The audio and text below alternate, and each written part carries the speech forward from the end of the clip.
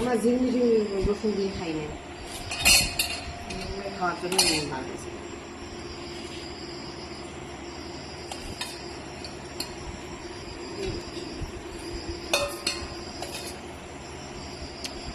টক হয়েছে নাকি দেখো একটু। টক হয়নি, ঠান্ডা করে রাখছিলাম না, টক হয়। নাও খাওয়া শুরু করি আমরা। এখন আমরা দুপুরের তরকারি দিয়ে খাওয়া দাওয়া শুরু করলাম, আর রান্না করবো না। ঝিঙে ভাজা, রসুন দিয়েছে, আমার রসুন খাওয়া ভালো লাগে না,